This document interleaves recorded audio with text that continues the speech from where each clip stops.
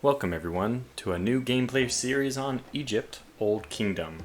I say first of all that this is a new gameplay series. It'll probably be a shorter one. It's more of a let's look at, but I don't think I'll be able to explain everything I want to in a single episode because the campaign that we'll be playing is actually the prologue.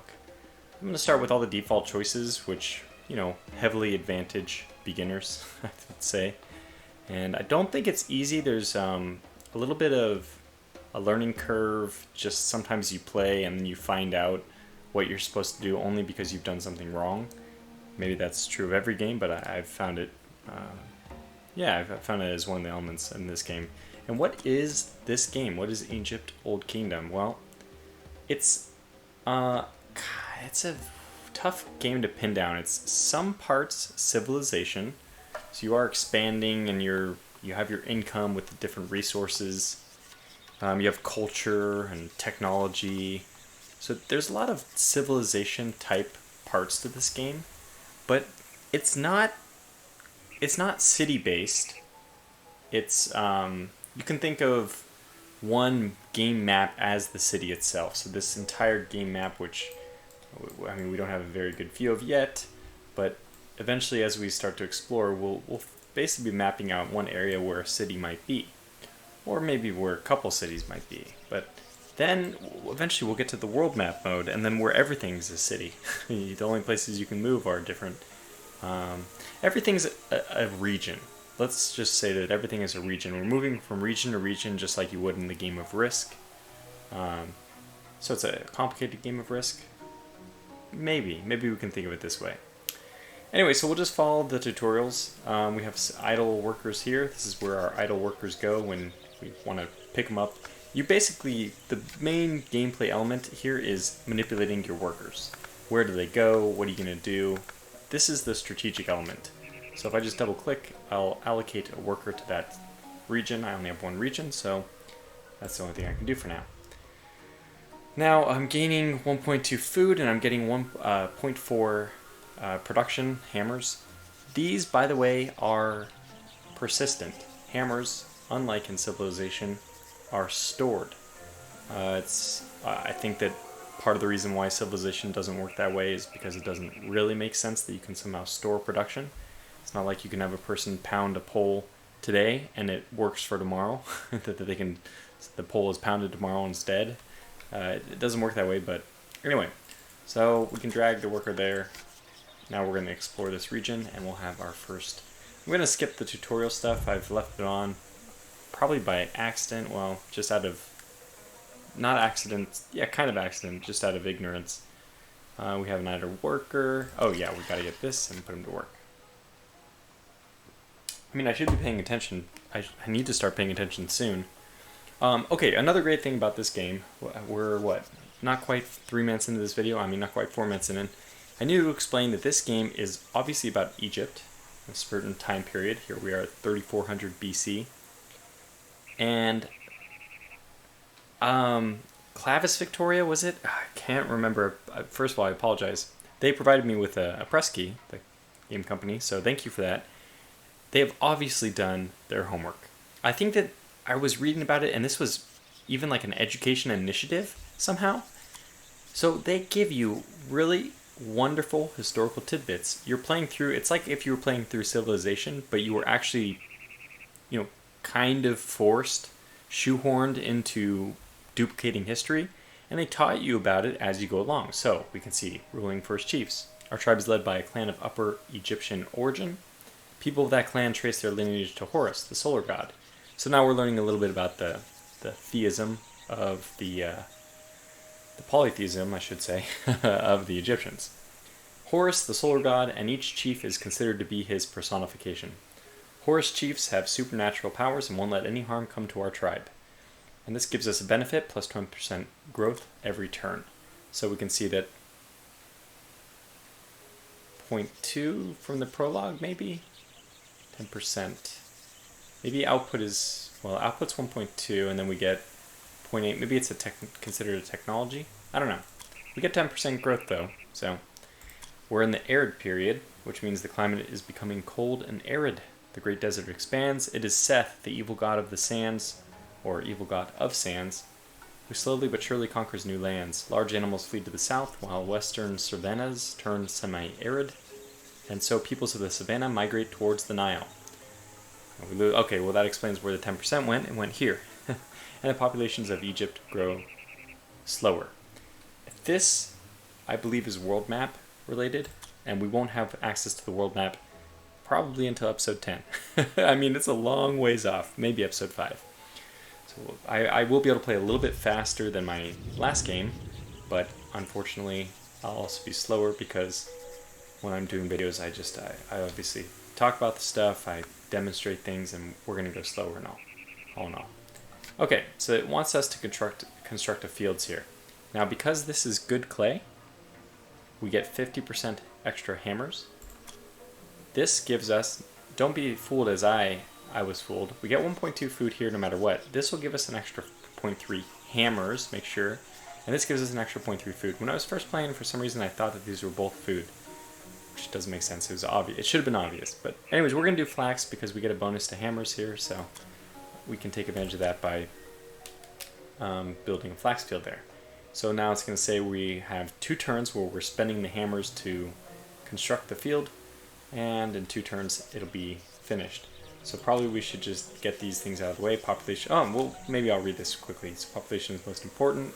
Every citizen, settler, whatever you want to call them, is roughly 250 adults. So that gives you some scale, what kind of scale we're looking at. Each one of these is about 250. So you can tell that the world map is not that, it's not that zoomed out. If this is 250 people, it must not be that big of an area. And population was obviously quite significantly, not just a little, quite significantly less dense back in 3400 BC, but okay. Exploration, I don't think that's necessary to read, and hammers, those are game mechanics. We'll read the stuff that's more historical based, and I'll gloss over the game mechanics assuming that I'm talking about it, or maybe that that just by playing you can see those demonstrated. Okay, canceling the construction will waste resources, that's fine.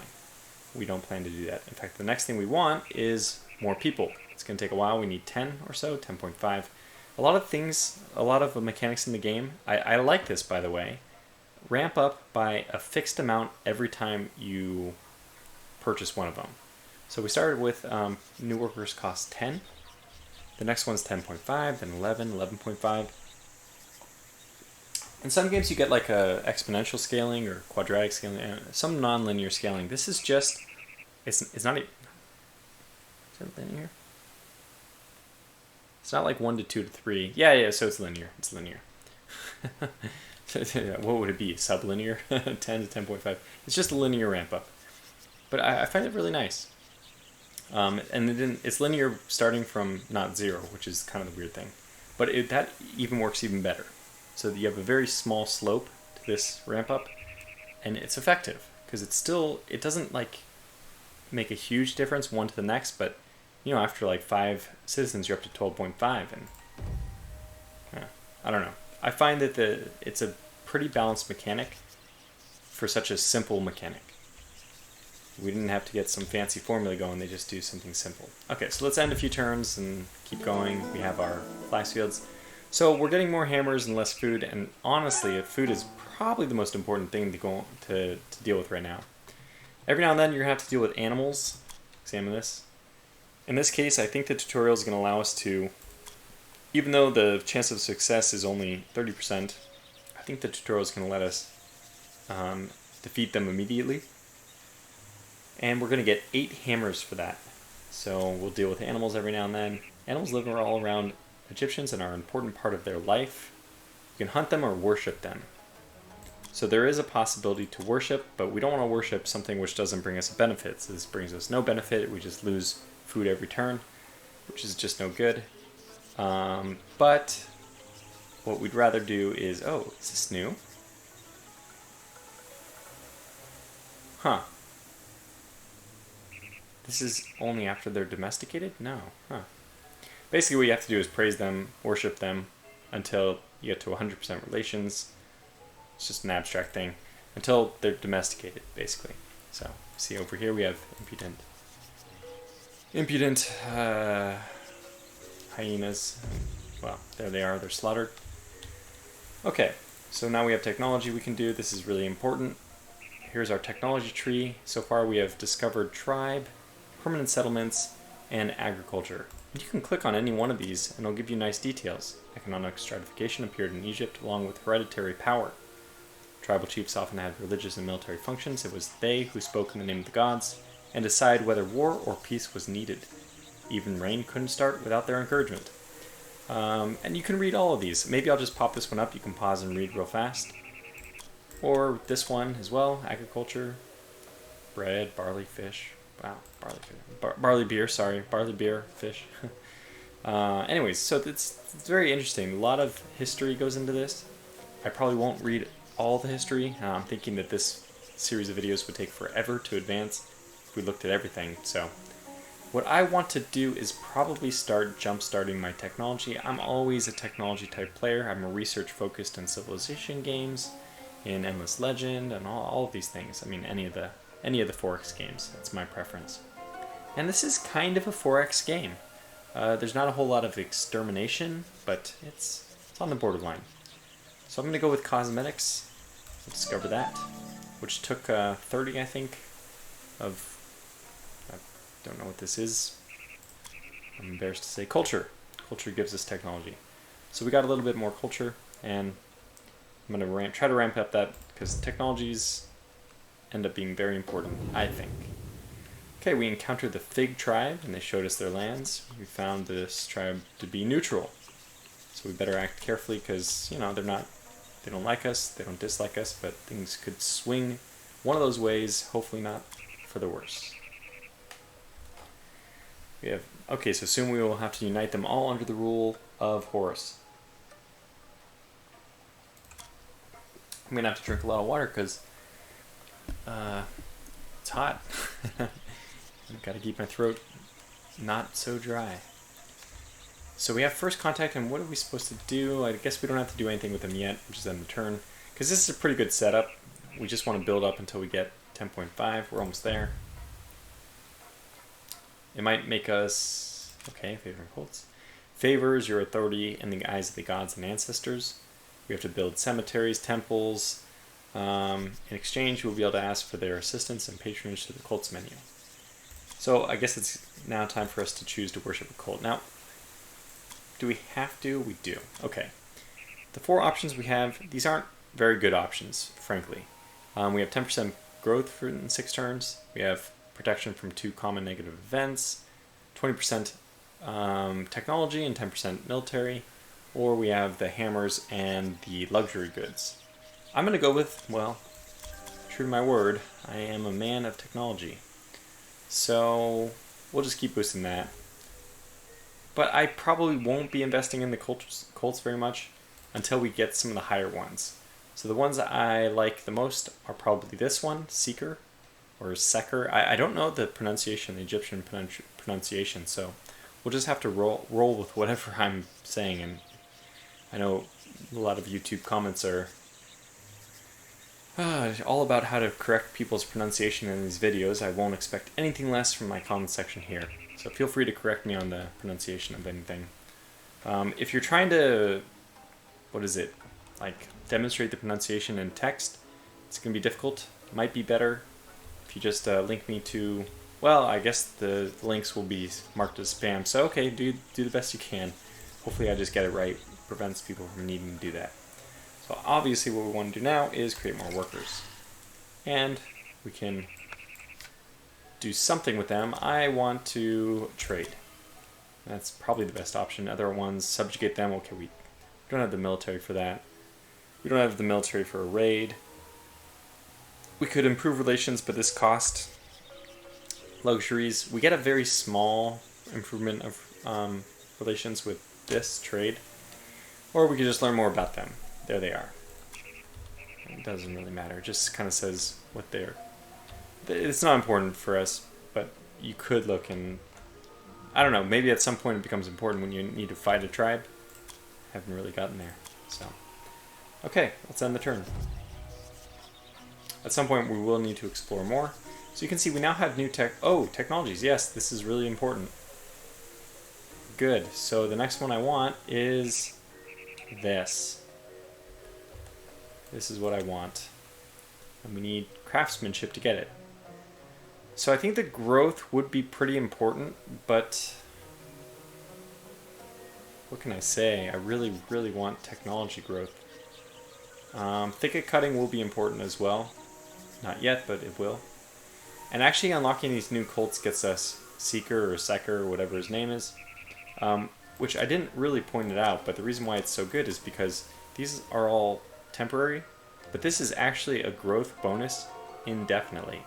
Now notice the first time we bought it, it was 10, and now it's 10.5, so in the same way, every time we use a cult, the cost for the next one will go up. I find that you're going to need you're going to need to worship or hail Seeker a lot, because there's some kind of weird mechanic, I didn't really understand it, where this ancestral dew thing, I don't get it, but it happens. It's probably explained somewhere and I just missed it, but anyway, that continues to ramp up. Basically right now it's -1, but in the future it'll be like -4, and yeah, so we don't like that. So let's do craftsmanship to gear us up for public works. It looks like we could also do, yeah, that's not terrible, and we could also do primitive army, but I don't really need the army yet. In fact, I'm a pretty peaceful Egyptian, especially as far as Egyptians go.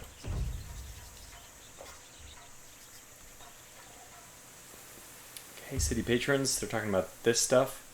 This was one of the options when we started our game.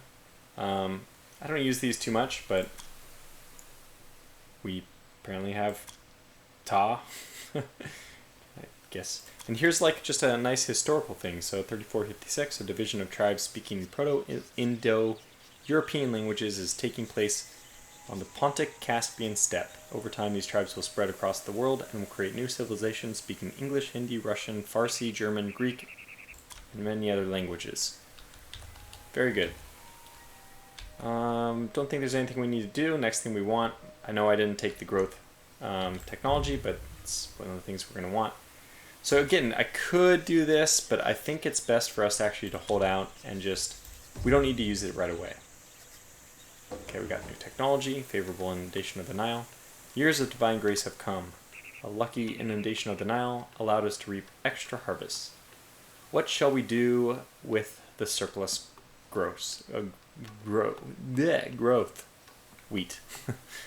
1 time plus 10. What?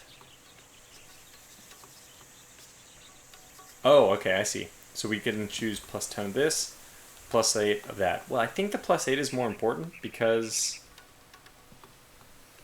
we want more people. And by the way, I didn't get this before, so that was truly a random event. We were encountered by the crocodile tribe, and they showed us their lands. We found people of this tribe to be trusting and friendly. We can build a solid relation with them. Or we can build good, solid relations with them? I don't remember, but whatever. Yeah, here it is. We can build good, solid relations. Good. Well, just in time, right? So we could spend, one of the things we can do is get 10 hammers at the cost of food, but I find that more often than not, I have more hammers than I know what to do with. There is a spoil mechanic, which does ramp up. It's just a percentage-based thing, so the more you have here, the more you store. That they do eventually, maybe I already bypassed it, have a tutorial saying, basically don't store too much. It's not to your benefit. So I think right now we should do the technology. Can we do this one? We can. Fantastic. Notice it's not even 1, it's not even 1.5, which we got before, it's 1. We'll do it anyway, because then we'll get all the other technologies a little bit faster. And we'll do this, and you are going to do what? Advancements in social organization allowed the performance of public works. Excuse me real fast, I gotta move the microphone a little bit, thank you. Sorry about that. Okay, yeah, advancement in social organization allowed the performance of public works aimed not only at the well-being of a specific family or clan, but also that of the society as a whole, or society as a whole. For example, people of the village collectively cleared agricultural land, constructed simple dams, and dikes for common use. So public works, I mean, they're saying that this is actually something that people had to learn how to do. It's I mean, it's common sense that yes, at some point we had to adapt this, but where do I want to go? We have hills here. Yeah, this is interesting. When you build, you lose, see on the bottom, effects removed, wild cereals, acacia. You lose these benefits when you build on places, which is bad, right? We don't want to lose those, so when we build on places, we have to be a little bit careful. Do we want to build there? I mean, especially if there's animals, which sometimes there are. You will scare those animals away unless you domesticate them first. That's, in fact, the whole, like 99% of the reason to do that. I think when we go here, we'll discover a little bit more, stuff just like this where we can grow and get good returns. Or I could go here. I think we'll do this. Don't need a new cult. Okay, enter. So our blessing of Horus ended, and here's the tutorial on spoilage. You lose 5%. Fine. Very good. And we will end the turn again. Don't think there's anything we can do quite yet. We're barely breaking even in terms of growth. Now we do have one settler, citizen, what are these called? Workers. We do have one worker. Ooh, swamp. Gross. But we do have one worker who's not doing anything. Now we have tall papyrus here. Papyrus grows especially tall and dense in this area. Interesting. So can we... Ah, interesting. And we can't build until we drain the swamp. Well, this is good food, 1.3. And we really are lacking on that, so this might not be a bad choice. Even though we're not exploring more new territory, which we eventually will need to do. Seems like a good compromise to, just for now, take the 1.3 growth until we can get another citizen. We're going to get new technology, and that's going to kind of push us forward anyway. I guess we do this again. Oh, one thing I should check is that we get 611 here versus 631. Okay, well, goodbye, fig people. Hello, crocodile people. You give us more in trade, so we'll favor you. Even though, you know what, the hammers are not that important. It's better to get them than not to, right? 0.9, 0.60. Oh, right, so 1.610. Whoops. This is a click and drag type map, so if you don't click the right thing. So 1.5, this is what I really care about most. 1.6. Okay, we have to do this one then, because this is apparently rounded. I guess this is less... I mean, these are rounded numbers, I guess. So we can see that there's been an effect here. That's probably all we need to do. Yeah, we need more workers anyway. That's the next thing before we can do anything, really. Now, I'm only getting 0.6. I obviously could get more. Well, I can't do anything more because we need to explore first. It might be worth it when we get a little closer to our goal to send him off to explore, because the next villager worker is going to want somewhere to work. Ah, technology. I blew it. Should have done this first. I don't think it's going to make that big of a difference. Let's see. Growth is good. Aha. So this is the one we want, but we need local cult development, which is this. At some point, we got to get the growth. It's really going to hold us back, but...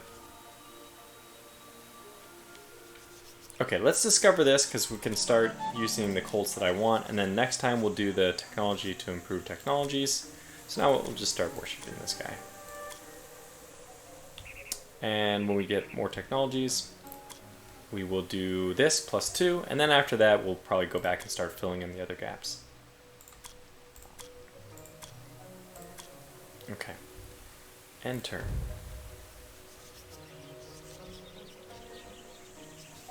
Heyday of Hierakonpolis.